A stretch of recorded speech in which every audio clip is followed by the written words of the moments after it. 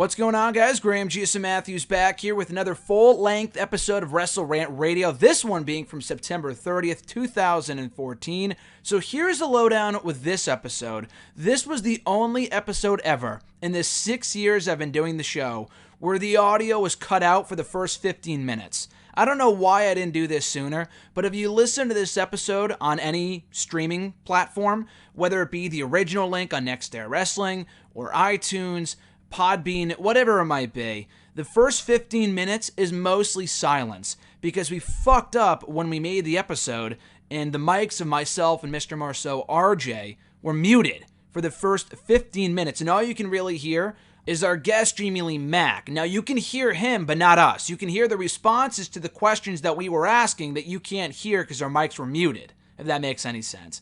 So for the replay here on YouTube, I'm going to cut out the first 15 minutes altogether and then just throw it to the part where Jamie, I think, is responding to a question I asked about what WWE needs to do to get back on track. I think this episode of Raw sucked. It's from September of 2014, and we're just talking about how bad the product is at that point, and I believe I asked him what they need to do to get the roster back to where it needed to be. So I'll include his response, and then from there you can hear our audio, which is also not the greatest, from yours truly and Mr. Marceau RJ. So here we go. I'm not going to lie, honestly, I really don't have much of an answer for that. I mean, like when news broke of Reigns having to go in for surgery, I just thought, like, all right, Roman Reigns is gone and Daniel Bryan's gone. And Lesnar is not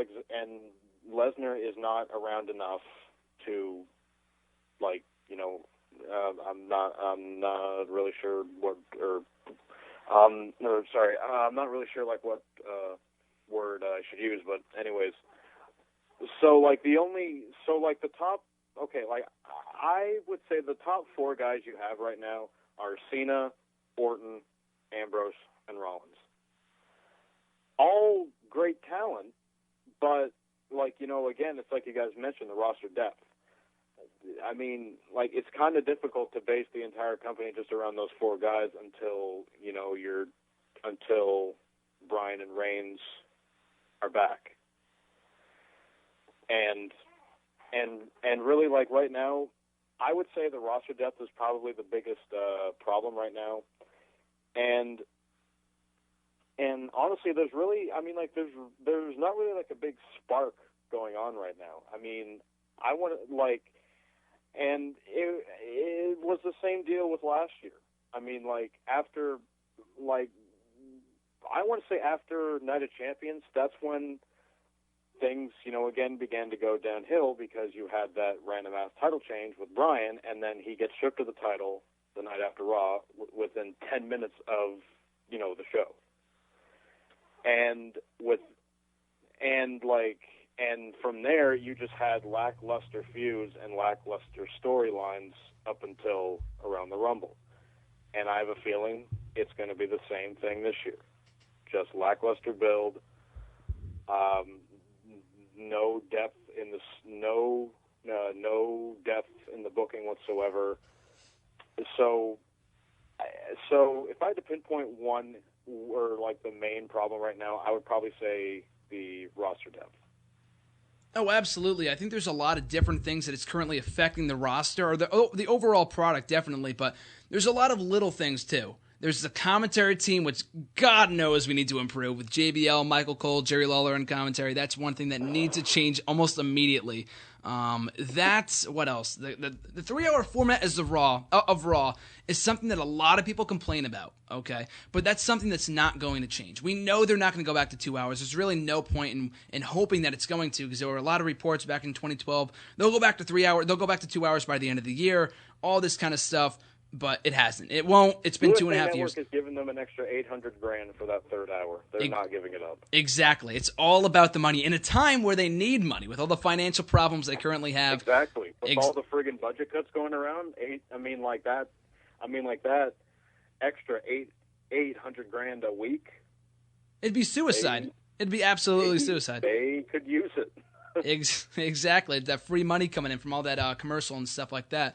But that being said, though, I think there's really not, like you said before, I think it's a roster depth, something they need to work on by WrestleMania time, which they did last year, because at this point last year, there was really no one to top the roster after WrestleMania. I was thinking about this the other day. You think after the night after WrestleMania this year, you see Daniel Bryan on top as the WWE World Heavyweight Champion. You have The Shield. You have Cesaro winning the Battle Royal. Bray Wyatt lost to John Cena at WrestleMania, but still a great star nevertheless. A lot of top star. Paige debuting, Rusev, all these others debuting or arriving and, leading the cause, the revolution, the young revolution, the upstart on WWE programming. So I'm glad that is no longer the case in WWE. And hopefully we can get something like that back in the roster depth in coming months as we quickly approach WrestleMania. But I do want to take a quick break from that and talk about something a little more lighthearted on the side of NXT and the current WWE 2K15 video game. It was announced in the last couple of days that the next video game for the next-gen consoles only, not for the 360 or PS3, unfortunately, because I do not have an Xbox One or a PS4 or whatever. On the next-gen consoles, they will be featuring a MyCareer Mode for NXT, where you get to take your superstar from NXT to Hall of Fame status, and also included in the game will be Rusev, Adrian Neville, Sami Zayn, Corey Graves, and I think maybe someone else. Oh, Bo Dallas too. So we got a lot of cool NXT superstars in the next game. A lot of great graphics, great mode. Bill DeMott, I know, is going to be in the game too. I don't know how big of a draw that is. William Regal as the general manager, all that kind of stuff. So that's pretty great. But RJ, I'll start with you first. Do you play the WWE video games? And if so, what are your thoughts on the new product, the new addition to the WWE video game come I think it's October or November. No, it comes out in November, I think. Yeah. I don't know. I feel like it's another video game for WWE. Since they went to 2K the other year, it was pretty good. I have the newest one, so I like it a lot. But hopefully with this new mode that they're coming out with, maybe it'll intrigue more people to get the game and try to become a WWE Hall of Famer, I guess. They got a lot of cool modes in the next game. Like I said before, only for the next-gen consoles. Kind of disappointing for some, but it's still a pretty cool addition nevertheless. Shaping up to be one of the best WWE games in a long time, especially with the inclusion of Sting and so many others that they've included in the game or confirmed for the game so far. So I'm looking forward to it. It looks to be a great game. Jamie, are you a gamer? And if so, what are your thoughts on the announcement of these NXT superstars in the next WWE 2K15 video game? Oh, my God, I love it. Yeah, well, actually, just a few weeks ago, I actually did buy an Xbox One, so I definitely will be getting the next-gen version of the game. And when I read up on the details of that mode, I was blown away. I will not lie. If that was the only mode in the entire game, I would definitely slap down $70 for it, easy.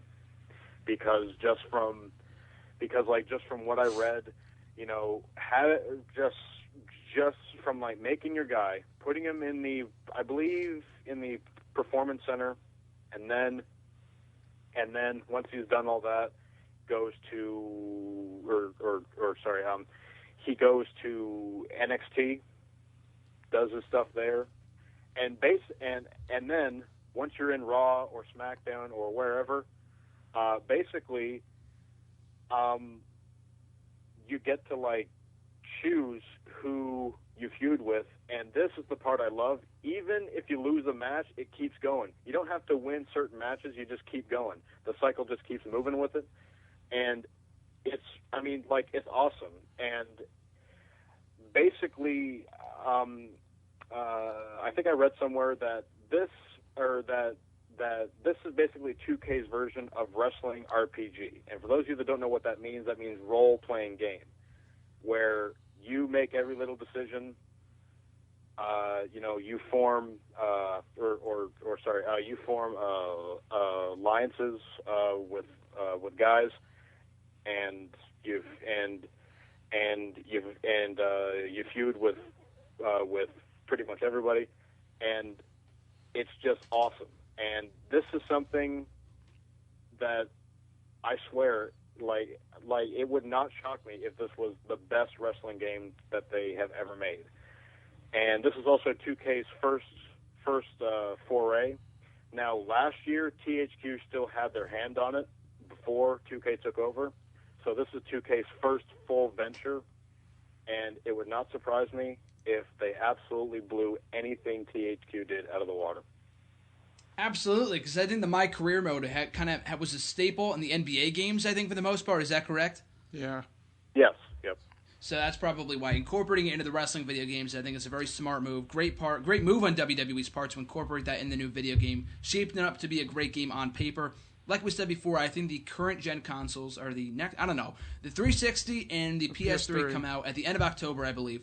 Next gen console games come out, I think, in November, right before Survivor Series. It's not even a couple days difference. It's like a month difference. I think someone said that was because like the whole CM Punk thing. So for the next gen, they're going to take him out or something. Oh. Or something about the royalties. Something like that. So it delayed like the release or something. I could see that being a possibility then, yeah. I could definitely see that. So great. Yeah, but it's still really weird to release it on one, like, I don't know. I mean, there's some people that have the current gen, the next gen, whatever. Just to release it a month in advance, like a month difference, I thought it was really weird. I know that we get that, like, sometimes it's different for, like, the UK and then the US, but to do that I thought was really weird. But I will be getting the video game. RJ, what about you? I'll be getting it. What about you, Jamie? Oh, hell yes. Definitely, for sure. Looking forward to it. Shaping up to be a great game, as I said before. But back on Raw talk here. Want to talk quickly about this. Like I said before, the only highlight from last night's Raw, that I thought anyway, was the Intercontinental Championship matchup between Dolph Ziggler, The Miz, and Cesaro. Now, Dolph Ziggler's been winning, losing, winning back the IC title in recent weeks. Do you think, RJ, this is a sign of things to come for Ziggler? Do you think they're slowly building him back up? Or do you think he's just kind of in a mid-card run at the moment? He's just, as of right now, I feel like he's just in a mid-card moment right now, pretty much. I kind of thought it was awkward or weird that Cesaro was in it. They did show like the clip of SmackDown of him winning number one contendership, and then why would The Miz be in it too? It's kind of weird. I guess it's to put someone else on TV and have something meaningful to do, but I don't know. I feel like Ziggler's just a glorified mid-card at this point, so.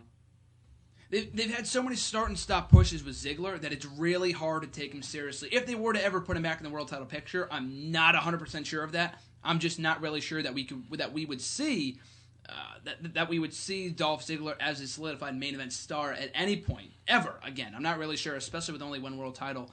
But for what it's worth, though, I think he's doing a great job as Intercontinental Champion. Been having great matches with Cesaro, Miz, whatever. So I look forward to what they do with Hell in a Cell, and we'll get to that in a couple minutes. But Jamie, what are your thoughts on Dolph Ziggler? Do you think they are building him back up, or do you think it's just kind of another thing for him to do as Intercontinental Champion? He is stuck in mid-card limbo. That is exactly what I think. But I will say this now. I'm praying to God this is the end of the fireballing of the IC title. Because if there's one thing that annoys me, anything in wrestling, it's when they hot potato a championship. I mean, like, you know, Ziggler, Miz, he won it at Battleground. Ziggler wins it at SummerSlam. Miz wins it at Night of Champions, and then Ziggler wins it back the next night, which makes Miz the only superstar in history to win the IC title and then lose it the next night to the same guy. I mean, it's ridiculous. I don't get it, but yeah, it really wouldn't shock me if I'm assuming probably at the next show, which I'm assuming is Hell in a Cell. Hell in a Cell, I think, is the next one. Yeah. It wouldn't shock me if we saw Ziggler drop the title again at another pay-per-view to probably Cesaro, I imagine. Anything's really possible at this point. The fact that they've had the IC title defended last week in Night of Champions, Raw, SmackDown, last night on Raw. It's great that we're getting more title defenses, but we talked about this last week, Jacob and I did, and that I don't think that it benefits the IC title to do so many championship changes. It does nothing for anybody involved. It's a waste of time. It makes those title changes mean less, in my opinion anyway. And the title is already damaged as it is, so to change the title so many times, I don't get it. I'm not a fan of it, but whatever. But not only that, like you said, is The Miz the only individual in history to win the IC title one night and then lose it the next to the same person. He was also the individual to be the latest victim of a Triple H burial on Raw when Triple H said that he would end his direct-to-DVD career in WWE if he were to fire him or something along those lines. Which is funny, the same guy that started Inside Out and The Chaperone and whatever else he was in the WWE studio, so that was pretty comical. But anyway, though, Dolph Ziggler, the IC champion, he's got a good run going right now, and I look forward to where they go with him in the future. I don't really see him being the next WWE World Heavyweight Champion. Do I think he should be? Absolutely. The guy's got all the tools. He's got great new merch, by the way, too. I just can't see him being built back up as another top star, especially with only one world champion. Maybe if the World Heavyweight Championship was still around, but that aside, though, until that happens, until they split those titles back up, which might not be anytime soon, I don't see him getting back to main event status, unfortunately. So, that being said, a lot more happened on Raw last night. Not a lot of noteworthy stuff, but like we talked about before, Hell in a Cell is only a month away. The fact that Jamie didn't even know what the next pay-per-view was going to be, is kind of a testament to how stale the product is right now and how bad of a job they have done in promoting their pay-per-views. So with that being said, Jamie, I'll ask you first, what do you see on tap for the next pay-per-view? What matches do you see filling out the top of the card? We've got a lot of reports on what's happening with Cena, Ambrose, not Brock Lesnar, Seth Rollins. So I want to get your thoughts. What do you think's happening at the next pay-per-view? Personally, I wish the concept would go away because Hell in a Cell is the number one pay-per-view that I just want to leave. Absolutely. But anyways, as for what do I see as like the marquee match on the show, I'm not going to lie. I think it should be, and like, you know, again, this is just me purely fantasy booking. Cena, Orton, Ambrose, Rollins, Fatal 4-Way, winner faces Lesnar at Survivor Series for the title. I could see that. And you know what, too? We'll talk about Orton a little bit. That's a whole other discussion I want to get into. But it's what was rumored this past, I think it was today. It was today. I do not want to see this happen, but they were predicting that they'll do a Cena versus Ambrose match, either on Raw or at the pay-per-view. The winner faces Seth Rollins at the pay-per-view. It's not even like they're getting a title shot. They're just facing Seth Rollins. And then you have if the briefcase was on the line, it'd be a different story. Exactly. And then you have the loser face Randy Orton at the same pay-per-view. And God knows we do not need another John Cena versus Randy Orton matchup on pay-per-view. You know what I mean? They're basically like demoting Orton, saying like, all right, if you lose, you're facing Orton. Exactly. It's because so funny the way they're promoting the winner, it's like... If it was Kane, it's another story. If it was Kane, but they're basically saying that it's so funny the fact they're demoting Orton to like secondary status, and we'll get to that in a little bit. There's a lot I want to talk about when it comes to Randy Orton, but I like that idea of a Fatal 4-Way contest, number one contenders match. They need more matches because right now I don't see what else will fill out the card. It looks like Night of Champions 2.0, maybe another Paige and AJ match. The Usos versus the Dust Brothers Part 2 or Part 3, whatever, after the rematch on SmackDown. Rusev versus Big Show, maybe. I know they're doing that next week on Raw, but we got to wait and see what they're going to do. I'm not really looking forward to it. Hell in a Cell is not usually a pay-per-view that is almost always great. But like you said before, Jamie, I absolutely agree, and I do want to talk about this. The Hell in a Cell pay-per-view concept, I think, is pointless. So stupid. Hell in a Cell, the match, I look forward to. I love it. But when you give it away as a matchup that no one really cares about, it makes no sense. Like CM Punk versus Ryback and Paul Heyman last year, that did not need the cell stipulation. A lot of the matches in the last 5-6 years. Don't remind me of anything that involves Ryback and CM Punk. Yeah, exactly. Do not remind me. Anything from late 2012 or late 2013, I don't think we need to discuss. It's almost as bad as this year.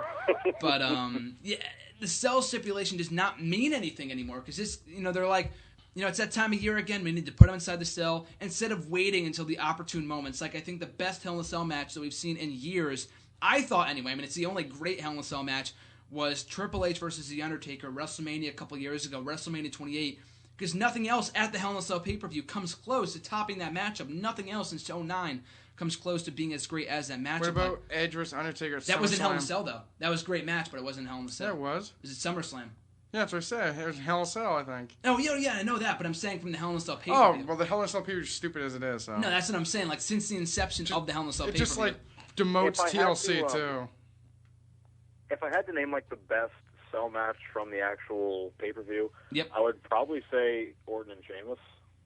They had a great match, yeah. That's what I was thinking, too. Someone asked me that yesterday. I was thinking Orton and Sheamus. It sounds really weird to say this, but I thought Orton and Cena had a good match, too, in 2009. A good matchup, not a great Cell match. And then there was a good triple threat match with the WWE title, a couple years ago between Del Rio, Cena, and Punk. It was very well wrestled, but again, it did not need the Cell stipulation. So, RJ, a few questions here. One, do you think the Cell pay-per-view should go away? And two, what are your projections for the Hell in a Cell card? I think, the specialty pay-per-views like Hell in a Cell and TLC need to go away. It just ruins the specialty of the matches and stuff like that. Elimination Chamber 2, you think? Elimination Chamber 2's got to go. Like, they should have kept the name so all the pay-per-views are the same. Backlash, I don't know why they Day. got rid of them. That's the stupidest thing ever. I guess some of them aren't that bad, but the specialty ones are so dumb. And then I like the chamber concept. I just don't like where it's put. But the name needs to change. Yeah. Like there was nothing wrong with No Way Out. That actually made sense.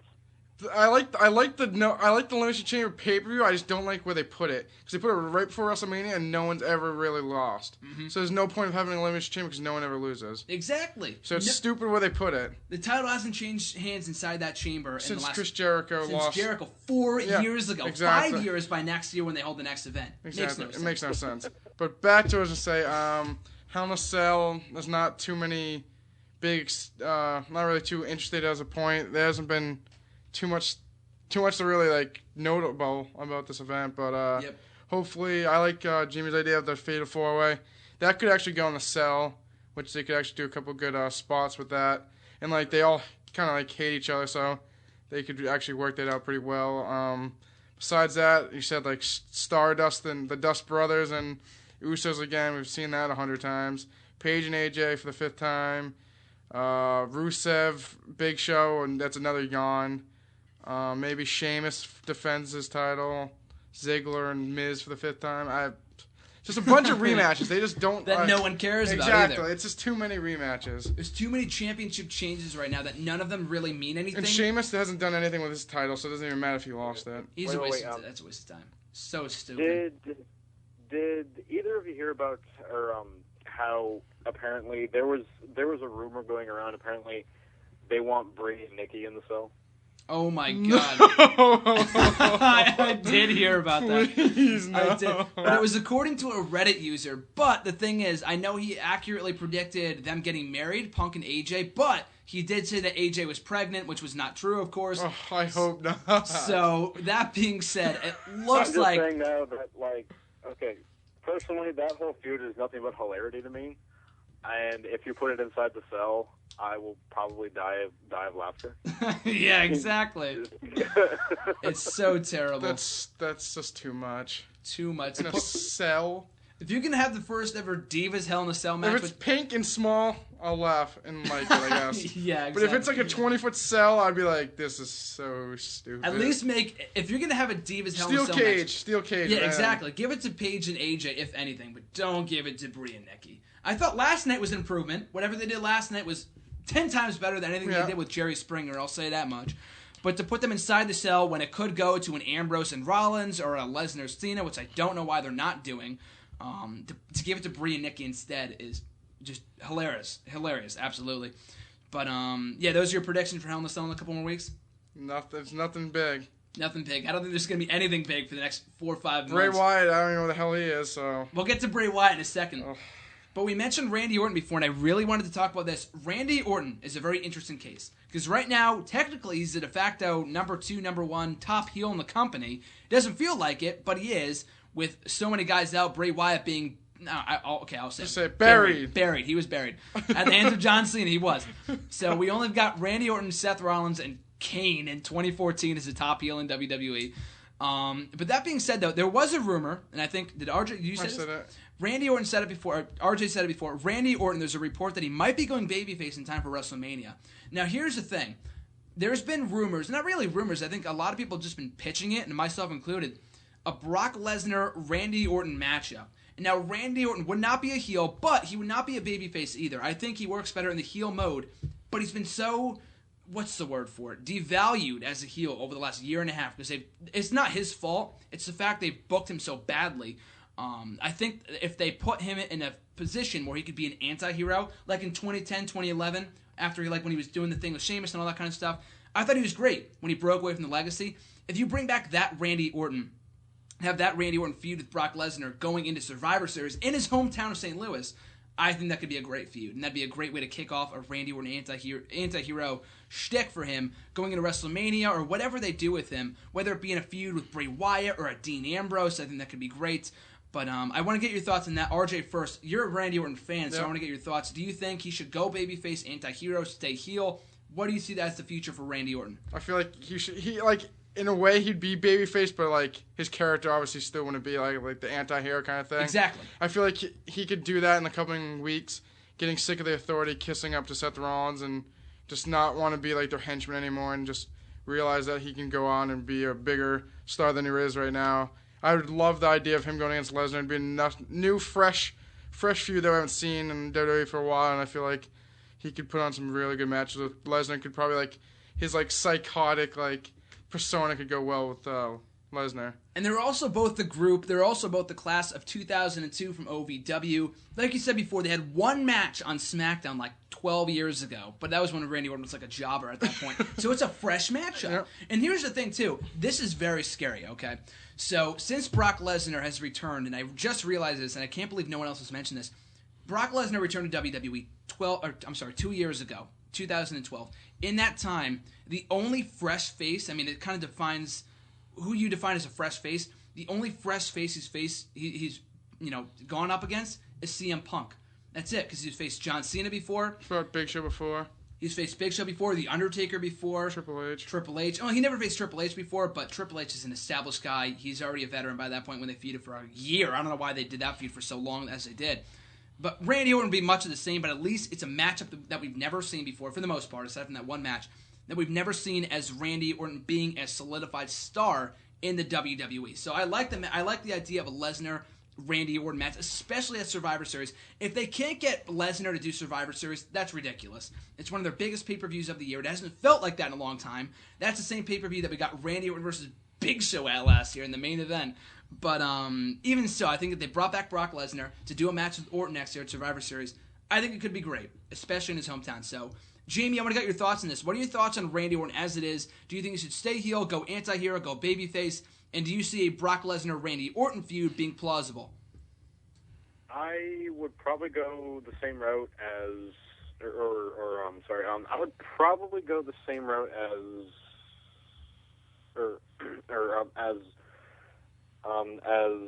RJ just said there. Just have him finally snap. Have him finally just say, like, all right, I've had enough of this crap, and you know what? I would even probably go as far as doing, have him punt Kane. Oh, I think you said Punk Kane. I'm sorry. I think you said CM Punk versus Kane. No, Punt Kane. Thank Punt God. Kane. Okay, that makes more sense. Yeah. Just have him do that, and really, I actually think that a Lesnar and Randy feud could actually work. I mean, if you were to maybe begin it at around Survivor Series maybe, and have it finally, and have it be done by, let's say, around the Rumble time. I think that would be great, really, because everyone was so hyped up on Orton's finally heel. But see, I prefer 2007 Orton, heel Orton. When he's still the Legend Killer, yeah. Exactly, because the last time I had any true invested interest in him was when he was kicking people in the head every week. Mm-hmm. Exactly. So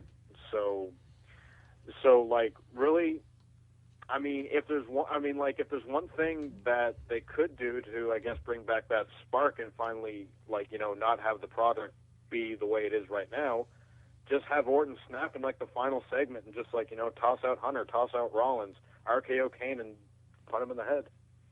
Exactly. I think the thing is with Randy Orton that he really has no motivation to be here. Because here's the thing with Randy Orton. I wouldn't go as far back as 2007. I wasn't really watching at the time, obviously, but I loved Randy Orton when he was that sadistic viper when he was feuding with John Cena back in 2009, about 5 years ago, and he was so vicious, and there was really no redeeming qualities about Randy Orton. Nowadays, and he does have his moments, like when he beat up Roman Reigns and beat the living crap out of him a couple of weeks ago, remember, right before SummerSlam. That was awesome.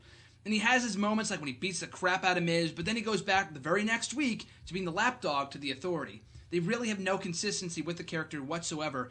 So if they can maybe make him anti-hero, definitely break him away from the Authority. That has done him no favors. Like Jamie just said, everyone, myself included, was so hyped when Randy Orton went heel, but since day one of his heels run, his latest heel run, he's been aligned with the Authority. That's the biggest takeaway from his current character, is that he's aligned with people that are just going to make him secondary, because Triple H is always going to be the number one heel in that group. Rollins is arguably above Randy Orton right now.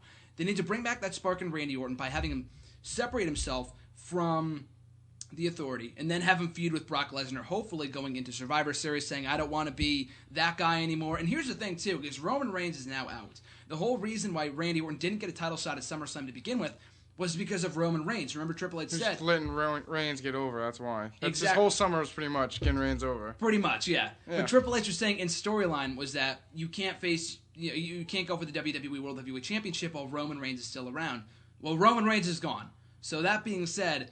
Why can't Randy Orton go for the championship? And it depends on who you talk to, but he's never gotten his one-on-one rematch for the championship since he lost the title at WrestleMania. And he's brought that up, too, on TV, on Twitter. He's still pissed about it, if people spot that. So I see really no reason why they can't break him off on his own. And this isn't even coming from the biggest Randy Orton fan. I just think it'd be better for him, better for the product. Just fresh. Just fresh, exactly. And if they can... pick Bray Wyatt back up, and we'll talk about him in a second, too.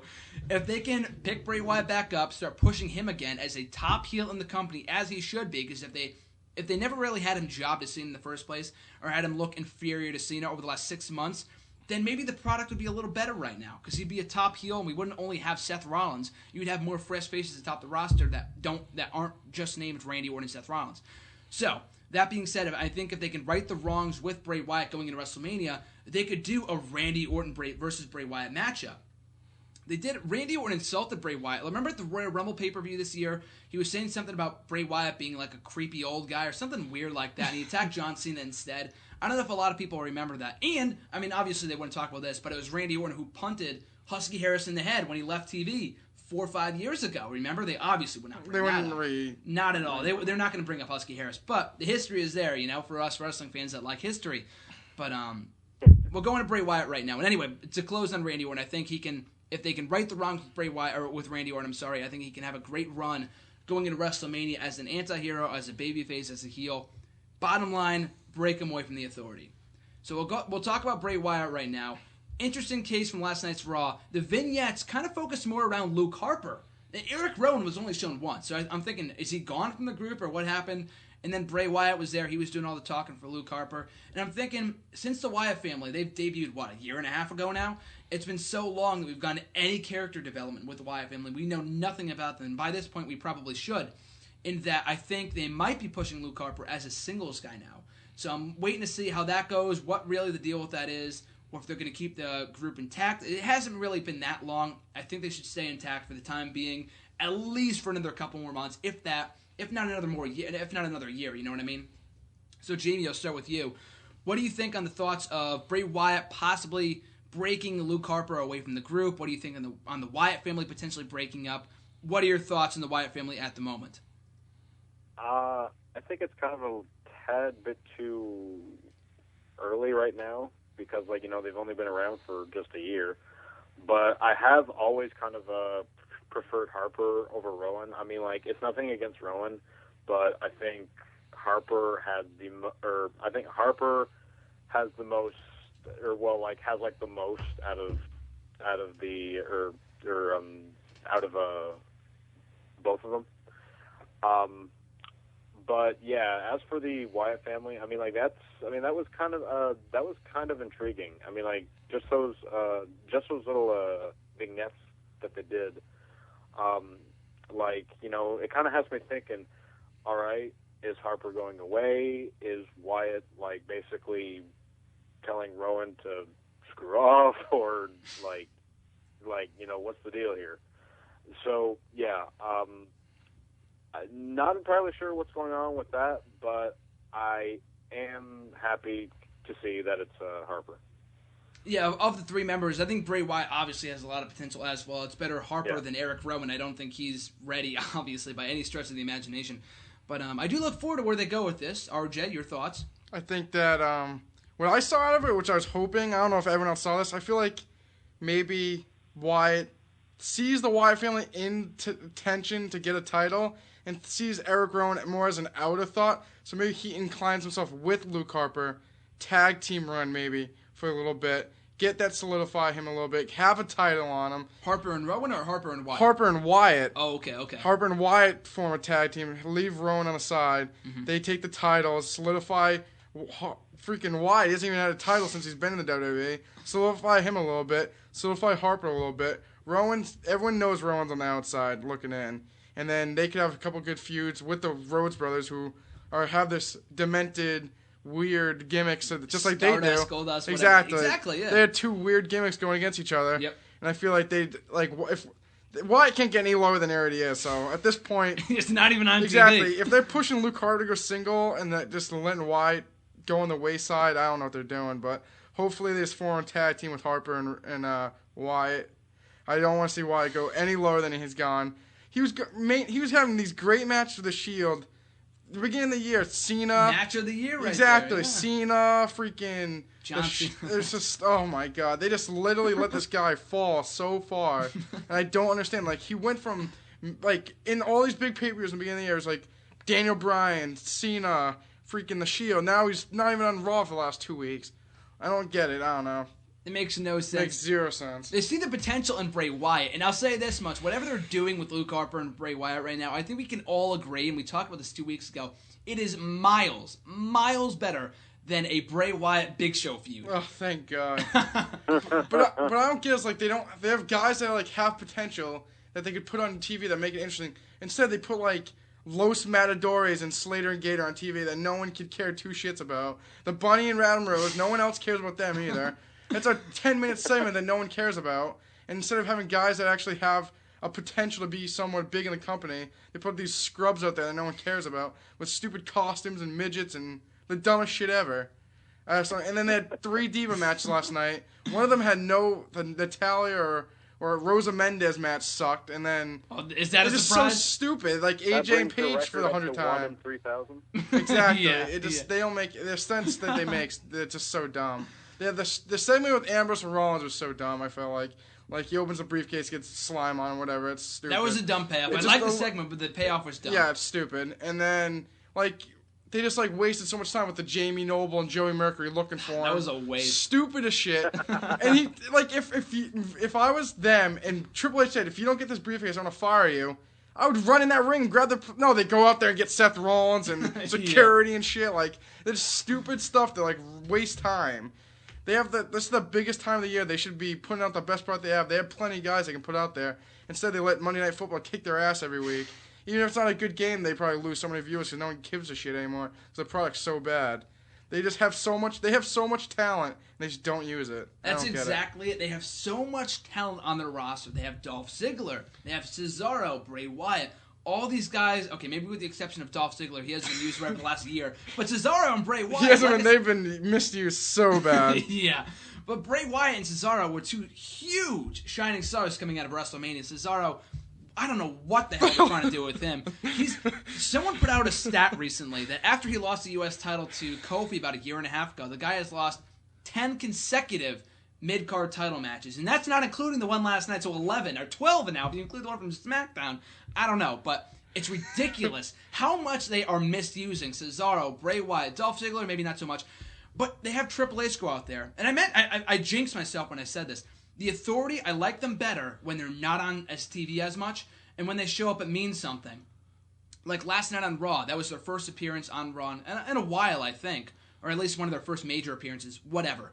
And then they have it circa 2013 all over again when they have Triple H bury, and I'm not even using the term lightly, they had him bury The Miz and talking about his direct DVD career because that ruins the entire gimmick right there. And that's supposed to be a guy that's supposed to be contending for your Intercontinental Championship. It makes absolutely no sense. And Bray Wyatt, a guy that theoretically should be number 3 on your heel totem pole right now because freaking Kane in 2014 should not be anywhere near the main event scene. Why is he even in the main event of Raw in 2014? Why John Cena, Randy Orton, and Kane are all facing each other in the main event of Raw in 2014? So many times in 2014, too. Exactly. Ambrose is the only thing that is keeping a lot of people watching around, and Seth Rollins too, but Bray Wyatt was not even on TV last night with the exception of the video packages. Cesaro, I have no idea what they're doing with him. They have a big problem right now that we're going full They change his circle. entrance every week, too. His freaking attire. Who, Cesaro? Yeah. It's ridiculous. They just don't know what they're doing right now. They have absolutely know what they're doing. They have absolutely no idea, slightest idea what they should be doing with so much freaking talent on their roster. And this is a guy that had an outstanding match with Sheamus at the pay-per-view in Night of Champions. Next tonight, he's losing, and the biggest part of this that pisses me off is the fact that last night they had Big Show, their whole Russian flag thing with Rusev and all that other garbage. That's a better feud than his feud with Mark Henry. That's not really saying much, but that is also a very dumb feud. To have Big Show and Mark Henry, even in the same breath, atop the babyface totem pole in 2014, that is when you know you have a problem. Mark Henry is on the verge of turning heel, and I do not want to see another Big Show Mark Henry match in 2014. I didn't want to see none of those either. It makes absolutely no sense. And then WWE puts out an apology saying, "We're sorry for disrespecting the flag of Russia." Why don't you put out an apology? Right. What? Here is one thing I do not get about that. Shawn Michaels blew his nose in the Canadian flag and rubbed the Canadian flag in his crotch. And me, I am Canadian, and personally, I took zero offense to that. Exactly. And then you had Jericho, kick the Brazilian flag or whatever. He gets suspended for a month. Big Show does this crap and, pulls it down. Basically does nothing with the flag. He just pulls it down. And they do that.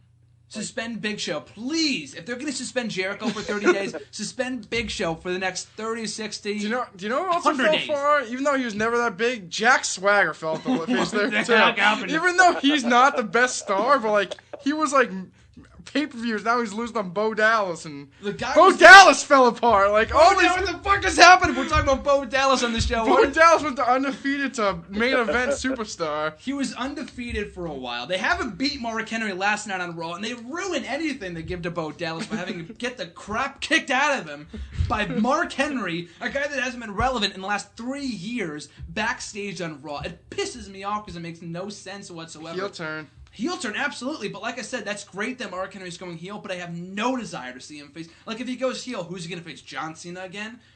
Dean Ambrose again? Really? I have no desire to see that whatsoever. You know what I mean? Put out an apology. You put out an apology for disrespecting the Russia flag. Put out an apology for giving us a fucking gator. I'm sorry for swearing on the EC radio, but this calls for it. A fucking gator, a bull, and a fucking bunny in the ring at the same time. And that's supposed to be your plug for the new Leprechauns movie that PETA got... was fuming at that, I guarantee you. Who? PETA was fuming at that. Oh, PETA, yeah. Oh my god, that I was segment... what the hell is this? You're basically saying to your viewers, go ahead and change the channel to football. Go No, ahead. you know what the worst part about it is? If that was at the end of the show, one of the last segments, how many kids are staying up at that point watching the show? Put that at the beginning. I don't give a shit. Right before the main event, they put a gator, midget, a bull, and a freaking bunny on TV when all their adult viewers are watching. That makes zero sense at all. Put another segment or something that's a match or something that people will enjoy. Put all the kiddie shit in the beginning. And you never thought you'd use all those three animals in one sentence. Exactly. You put the Usos, you put Stardust and Goldust, the current WWE Tag Team Champions, in a Superstars match, and you have freaking Adam Rose, Slater Gator, and Los fucking Matadors. I hate them so much. I hate Los Matadors. I hate Los Matadors. I love Primo and Carlito, but I hate Los Matadors. You put those three acts. It's like the Bermuda Triangle of shit in wrestling right now. Yeah. In one segment, you're basically telling your viewers. Bobby Roode put out a tweet last week after the Bunny was on Raw. He was wrestling or something. Bobby Roode's like, "Wow, this is what wrestling has come to," and this is like a TNA wrestler. He said something along those lines during Raw last week, and God knows that TNA is no competition to WWE right now. And to go on a little TNA rant. Actually, before we go on the TNA rant, Jamie, do you have anything to add before we go on? I'm sorry, we're completely skipping you out of this thing. No. No. Well, here's the thing with TNA right now. They have their biggest show of the year, Bound for Glory. And I know Jamie doesn't watch TNA, and you don't really... I hate TNA. You hate TNA. But do you watch part of it currently, or no? If it's on, it's on Wednesdays now, right? It's There's nothing on else on Wednesday. Wednesdays, so I guess sometimes I tune in, but nothing too major's on. Exactly. So we get to TNA year. They have their biggest show of the year, Bound for Glory, coming up in Japan. Tokyo. In Tokyo. It's a big thing. People were buzzing when it was first announced. and then they don't announce any matches until yesterday. The pay-per-view is less than 2 weeks away, and they have no matches on the show. They're World Heavyweight Champion. This is the TNA pay-per-view. I know they're working with Wrestle One or whatever it is, but they're letting Wrestle One do everything, like do all the work, and no disrespect to Japanese wrestling, but this is a TNA pay-per-view. They're not having their heavyweight champion, whoever it is. I know there was a lot of title changes on their recent taping or whatever they did. I don't read spoilers, but a lot of people are talking about it. The world title will not be on the line at the next pay-per-view. Their biggest pay-per-view of the year. TNA's. Who's the champion? Whoever Bobby Roode or Bobby Lashley, whoever the champion is, the bottom line is that neither one of those guys is going to be on the show. A lot of contracts are expiring. Kurt Angle, thank the hell God he's out of there, hopefully. His contract expired about a week ago. We have heard nothing from him whatsoever, so I don't know what the deal is with him. So Wait. So their top title is not going to be defended at their top show? Nope. Exactly. It's ridiculous. It's like WrestleMania without the WWE title. Exactly. It's like WrestleMania without the WWE title being defended in the main event. It's ridiculous. So, I guess... it's like Mania without the streak. Oh, too soon? No, exactly. I agree.